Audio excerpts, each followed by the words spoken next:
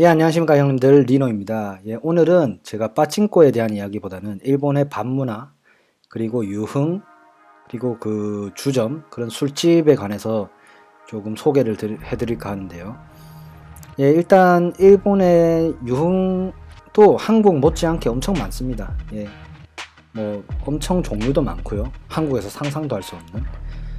그런데 이게 문제가 뭐냐면 이렇게 한번 경험해 보고 싶다 그러시는 분들이 많아요. 사실 뭐 출장을 오시거나 이렇게 빠칭코 원정을 오시는 분들이 그런 곳 좀 소개해 줄 곳 없냐 이렇게 하시는데, 사실 일본어가 안 되면 입장이 힘듭니다. 그냥 한국 분들에서 이렇게 가보자 한번 하시다가 거의 입구 컷을 당하는 경우가 많거든요.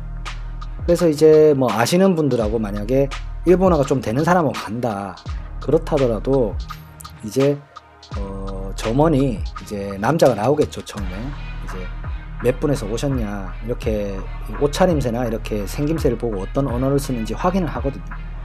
예, 확인을 하면 이제 좀 외국인 같다면 외국인이냐고 물어봐요. 일본어로. 그때 일본어로 대답을 못하면 일단 입장이 안 되고요. 입국 컷을 당합니다. 예, 보통. 예, 그래서 이제 조금 편법을 말씀드리자면 아무 말도 안 하고 뒤에 계시는 게 나을 수도 있어요. 한 4명이나 가셔가지고 일본어가 되는 사람이 한 3명이 있고, 기본적으로 3명이 있고, 이제 그분들이 이제 대화를 나누시고 뒤에서 있다가 이제 같이 들어가시는 방법. 그래도 이제 안에서 만약에 외국인이다 싶으면 이제 안 된다는 경우가 생깁니다. 그러면서 이제 퇴장을 당하는 경우도 있고요.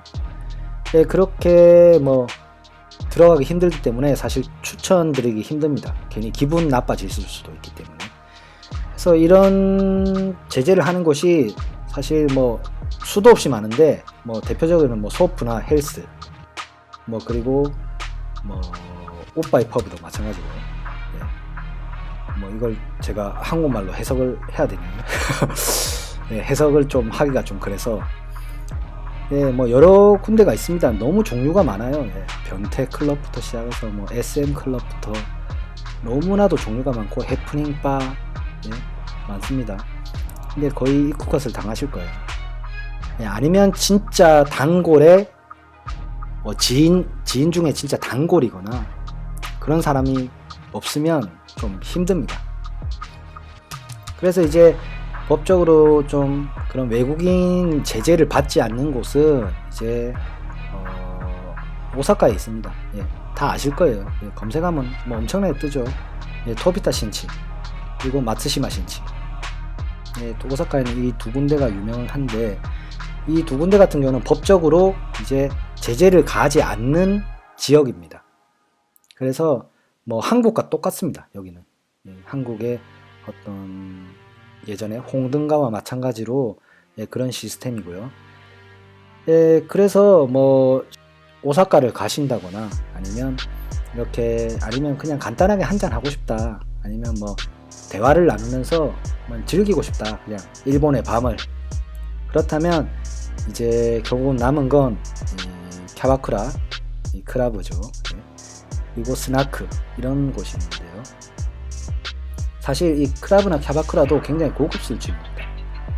예, 가격대가 만만치 않고요. 어떤 시스템이냐면, 일단 여성 종업원 분들도 계시고 물론 남성 종업원 분도 계시는데, 이제 다 같이 대화를 나누면서 술 마시는 곳이에요. 손님들끼리 서로 다 보이거든요. 어떤 한국처럼 어떤 룸 안에 들어가고 그런 시스템이 아니에요. 굉장히 큰 홀에서 각자 자리가 있고요. 거기서 이제 여성 종업원 분들이 와서 같이 대화를 나누면서 술을 마시는 시스템이고, 그리고 뭐 노래도 부를 수 있습니다. 물론 캬바쿠라 같은 경우는 카라오케가 없는, 노래방이 없는 가게도 있어요. 그런데 보통 한국 클럽이라고 하죠. 칸크라라고 줄여서도 얘기하는데, 칸크라 같은 경우는 노래방이 없을 수가 없습니다. 예. 노래방이 없을 수는 없고, 그래서 노래도 한 번씩 부르시고 그렇게 뭐 재밌게 즐기시는 곳인데, 이게 클럽가 이 동경 안에서는 이제 신주쿠, 아카사카, 뭐 긴자도 있고요. 예, 우에노도 있습니다. 근데 가장 대표적인 곳은 이제 아카사카라고 할 수 있습니다. 예. 회사가 굉장히 밀집되어 있는 곳이라서 뭐 회사가 많으면 어떻겠습니다. 당연히 술을 마셔야겠죠. 접대도 해야 되고 뭐 여러 가지 경우가 생깁니다. 예, 음식점도 엄청 많고요. 예, 원래는 신주쿠도 꽤 컸었는데 이 신주쿠가 많이 지금 쇠퇴했습니다. 예, 많이 가게도 문을 닫고 하는 상황이라서 사실 아카사카가 가장 크다고 할 수 있고요. 예, 아카사카의 기준으로 말씀드리면 이제 한국 크라브는 이제 제 가격대를 알려드릴게요. 가격대를 알려드리면 일단 세트비가 20,000엔입니다. 한 사람당 20,000엔이에요. 한 번 이게 술값하고 포함이 안 돼 있습니다. 한 번 앉으면 20,000엔인데 이제 두 분이 가시면 40,000엔이 되겠죠. 네? 거기서 이제 술은 당연히 뭐 비싼 술도 있고 싼 술도 있는데 뭐 시바스 리갈 같은 경우 이제 일본은 시바스 리갈이 가장 뭐랄까 저희가 한국에 삼겹살 먹으러 갔을 때 그 소주 시키는 그런 느낌이에요. 이 크라브에서는 시바스 리갈이 가장 뭐랄까 무난한 술이라고 할 수 있죠. 이 시바스 리갈 가격이 20,000엔입니다. 그래서 두 분에서 가신다면 60,000엔이 되겠습니다. 일단 60,000엔이 되는데 여기서 안주가 보통 10,000엔, 뭐 5,000엔짜리도 있습니다. 네. 근데 이 가격대 자체가 정찰제라고 하기에 애매한 게 약간 또 단골이나 그리고 아시는 분들 그리고 좀 가격이 흥정이 가능해요. 이 마마들하고 이야기를 해서 아 오늘 좀 돈이 없는데 이 좀 짧게 마시고 가겠다. 아니면 뭐 예를 들어서 2명 와서 술을 2병 시킬 건데 지금 80,000엔이지 않습니까? 그럼 안주를 하나 공짜로 달라. 이런 느낌이라든가. 예, 그런 가격 흥정은 충분히 가능하기 때문에 예, 사실 뭐 비싸긴 비싸죠. 그렇다 하더라도 예, 싼 술집은 아닙니다. 굉장히 고급 술집이고 예, 그렇게 해서 이제 보통 영업시간이 9시부터 1시입니다. 9시부터 1시. 그런데 이제 아시는 이제 여성 종업원들이 있다 하시면 같이 이제 식사를 하고 들어가거든요. 보통 그런 동반, 예, 도항이라고 하는데 동반비를 10,000엔을 받습니다. 예, 아가씨들하고 술 먹기 전에 식사를 하시고 같이 가시게 되면 한 사람당 10,000엔입니다. 아가씨 2명이면 20,000엔이 되겠죠. 이게 아가씨들이 한 달에 몇 번 동반을 해야 된다는 그런 자기 목표 설정이 있어요. 보통. 그래서 이제 아가씨는 동반을 하려는 편이고요. 예. 그 동반을 이제 목표 달성을 못하면 이제 벌금이 있는 가게도 있고 뭐 조금 월급에서 깐다거나 아니면 뭐 그런 제재를 가하는 가게도 있습니다. 아가씨도 힘들죠, 사실. 굉장히 힘듭니다. 예, 동반을 잘 안 해줄. 왜냐면 10,000엔으로 안주를 더 시킬 수도 있고 술을 더 마실 수도 있는데 이게 돈이 웬만큼 많지 않은 이상 아니면 그 아가씨가 정말 좋지 않은 이상은 뭐 동반을 잘 안 해주려고 하죠, 사실. 근데 이게 그렇게 동반에 들어가게 되면 뭐 8시나 뭐 7시 반부터 아마 만나셔서 같이 식사하시고 들어가시고 이제 실질적으로 뭐 영업시간은 9시부터 1시인데 뭐 가게마다 조금 틀린 경우도 있어요. 원래 법적으로는 1시 이후에 장사를 할 수 없습니다. 예, 이 일부라고 하는데 이 일부에 영업을 하는 이 일부 9시부터 1시까지 영업을 하는 가게들은 1시가 되면 이제 손님들을 내보내려고 하는 그런 제스처를 취하게 됩니다. 그 제스처 중에서는 이제 뭐 영업 마감한다는 그런 노래를 부르기도 하고요, 마마들이. 그리고 뭐 손님이 없으면 그냥 문 닫는 거고요, 당연히. 그때 이제 눈치껏 이제 나오시면 됩니다, 보통.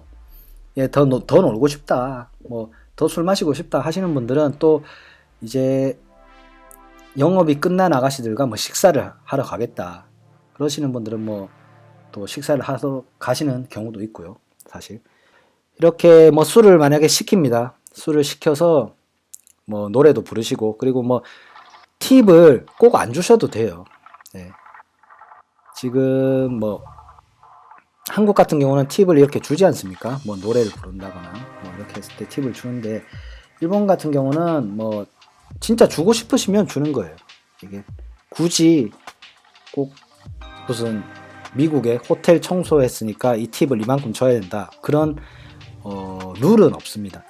그러니까 뭐 그냥 즐기시면 되고요. 예, 그렇게 해서 이제 조금 주의할 점이 있는데, 제가 좀 주의를 드릴 점은 이제 이 가짜 술입니다. 가짜 술. 사실 일본 가게 같은 경우는 이 보이들이라고 하죠. 매니저들이 이 술을 따서 주지 않고요. 이렇게 올려둡니다. 그래서 자기가 따는 스타일이 많은데, 이 한국 클럽 같은 경우는 이 보이들이 술을 따줍니다. 물론 비싼 술은 안 그럽니다.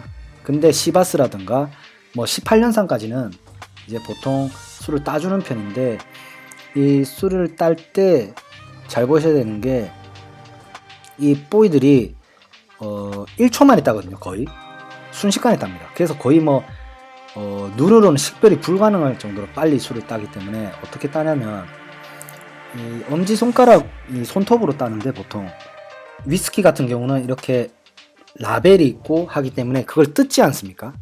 근데 이 시바스 같은 경우는 뜯는 게 아니라 이렇게 홈이 있어서 홈을 이렇게 파서 술을 따는 경우가 많습니다. 이 한국 클라브 같은 경우에 그 홈을 어떻게 따냐면, 이제 약지로 병 뚜껑을 가립니다. 약지로 병 뚜껑을 가리고, 이제 엄지 손가락에 보면 매니저들 보이들은 엄지 손톱만 살짝 기르거든요. 일부러. 왜냐하면 그 홈에 손톱을 넣어서 이렇게 돌려서 까는데, 그러면 깨끗하게 따집니다. 이 술이 깨끗하게 따지면서 이제 그 술병을 다시 한번 또 쓸 수가 있죠. 어떻게 보면. 그래서 가보시면 거의 술병을 다 깨끗하게 따져 있어요. 물론 이게 프로일 수도 있어요. 깨끗하게 따는 게 막 그 은박지 막 뜯어내고 하는 것보다 보기 안 좋잖아요. 근데 이제 한국 사람들이 워낙 그런데 잘하기 때문에 딱 깨끗하게 따는데, 물론 그렇지 않은 가게들이 대부분일 거예요. 근데 그런 이제 썼던 술을 또 쓰는 가게가 있기 때문에 제가 말씀드리는 겁니다. 이 술 딸 때 보면은 이제 술을 따는 척하고 따져 있는 술을 가져오는 경우가 많습니다. 홈을 잘 이용해서. 그런 걸 보시면 이제 가짜 술인지 진짜 술인지 알 수 있고요. 사실 제일 확실한 방법은 술 따지 말고 달라고 하면 제일 확실합니다. 사실. 예, 저 같은 경우는 이제 경험이 많다 보니까 사실 술을 그대로 가져오라고 합니다. 따지 말라고 하거든요. 왜냐면 이게 따지 말라고 해도 순식간에 따버리는 그런 또 행위들이 있어요. 예. 따버렸어요. 죄송합니다. 이런 식으로 해가지고. 그럼 보통 손님들은 그래 괜찮다 놔라. 놔둬 맛있게 그냥 이런 식으로 넘어가거든요. 보통 그렇습니다. 이제 미리 말씀을 하셔야 됩니다. 그러면 미리 어차피 가짜 술을 가지고 오지 않고 새 술을 들고 오기 때문에 그런 건 미리 말씀을 하시는 게 나을 거고요. 예, 그리고 이 자기 이름을 적어 주거든요. 이제 이 술은 이제 다음에 와서도 내가 마실 술이다. 이래서 이 이름을 적어 줍니다. 그 이름은 이제 하고 싶은 거 하시면 이제 술 목걸이를 걸어줘요. 이렇게 술 목걸이를 걸어주는데, 이제 거기 이름을 넣어 놓으시면 이제 다음에 또 그 가게를 가셔도 그 술을 마실 수가 있는데, 여기서 문제가 뭐냐면, 사실 매일 가지 않는 이상 술이 줄었는지 늘었는지 알 수 없습니다. 그렇기 때문에 술을 조금씩 뺍니다. 사실 왜 빼냐면, 이게 있던 술을 마시면 매출이 올라가지 않아서 한 병을 무조건 더 넣으려고 하거든요. 한 병을 더 넣어서 일단 2만엔을 받아야 되는, 그게 뭐 장사기 때문에 어쩔 수 없죠. 뭐 그걸 알면서도 그냥 넘어가는 손님도 있고요. 사실 거의 바닥으로 낸다고 합니다. 그걸 용어로, 야 술 바닥으로 내와라. 이 마마들이나 아니면 아가씨들이 이렇게 달라고 시켜요. 그날 분위기를 보고, 이 사람이 술 어느 정도인지 까먹을 정도로 오랜만에 왔다, 아니면 술 그대로 가져와라, 이렇게 시킵니다. 그럼 이제 뭐 거기 보이들이나 점장들이 이제 그대로 가져오게 되겠죠. 근데 이런 진상 손님들도 있어요. 매직으로 이제 날짜까지 적어서 이제 금을 치는데 아무런 소용이 없습니다. 그런 것들. 솔직히 금 쳐놓으면 술 따르고 딴 술 또 넣으면 되거든요. 이게 왜냐하면 뚜껑이 계속 열려있는 술이기 때문에, 시바스 같은 경우는. 그래서 술을 추가도 할 수 있고 뺄 수도 있기 때문에 그런 것들을 하는데, 사실 그런 것들은 뭐 매너로서 좋지 않아요. 그냥 눈 감아 뭐 그 정도야. 넘어가는 것도 뭐 어른들의 어떤 매너죠. 예, 지금 제가 또 시바스 얘기만 했는데, 뭐 시바스 같은 경우는 이만해 뭐 가격 흥정 가능하고요. 뭐 확실한 뭐 전체 정찰제는 아닙니다. 근데 다른 손님들한테 말하면 안 되겠죠. 나는 이거 얼마에 마시는데, 이런 식으로 하는 건 당연히 매너가 아니고요. 그리고 이제 조금 주의할 점이, 그 노래를 부르는데 이제 순서가 있습니다.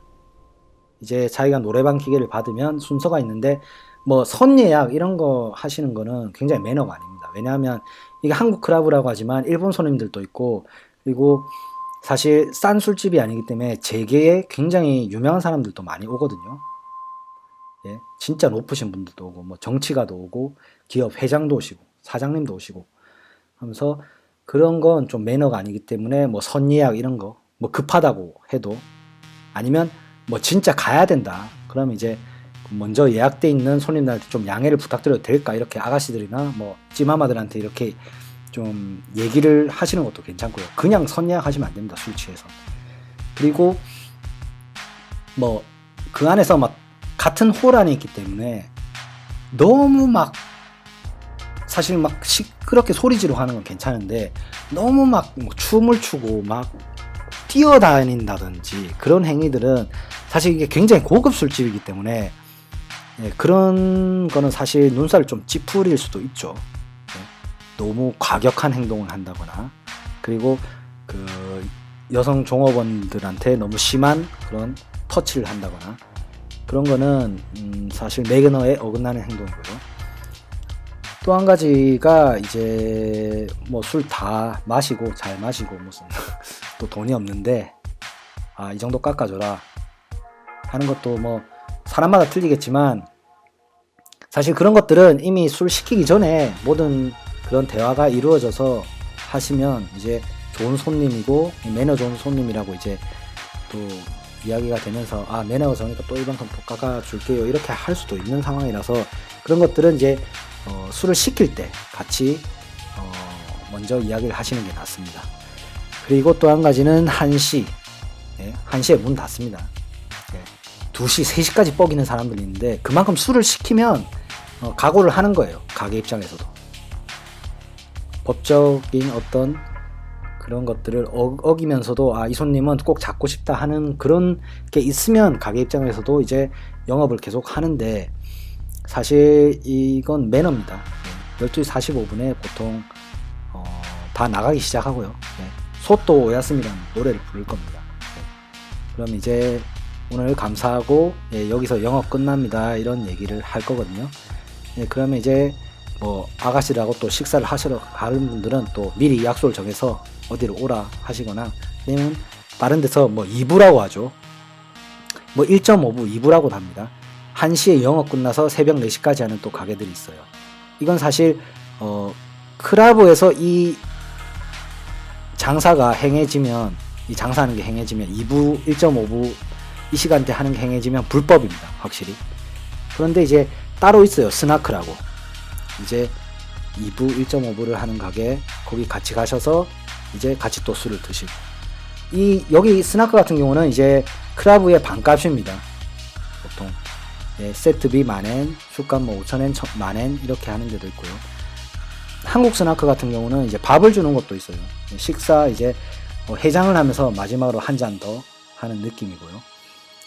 그렇게 이제 뭐 오시면 아카사카를 그렇게 즐기시면 될 것 같습니다. 그리고 뭐 사실 처음 오시는 분들이 뭐 아는 사람이 전혀 없다, 뭐 전혀 모르겠다, 아무것도 모른다, 근데 돈은 있는데 술 한잔 하고 싶다, 그런 곳에서 하면 이제 추천을 해드리겠습니다. 형님들 뭐 이야기가 엄청 주저리 좀 길어졌는데, 다음번에는 이제 이런 남성분들이 가는 곳 말고 또 여성분들이 가는 곳도 제가 소개를, 여성분들이 보고 싶은 가게, 호스트라든가 그런 가게도 소개해 드릴 테니까, 도움이 되셨다면 형님들 채널 구독, 좋아요, 코멘트 부탁드리겠습니다. 다시 돌아오겠습니다.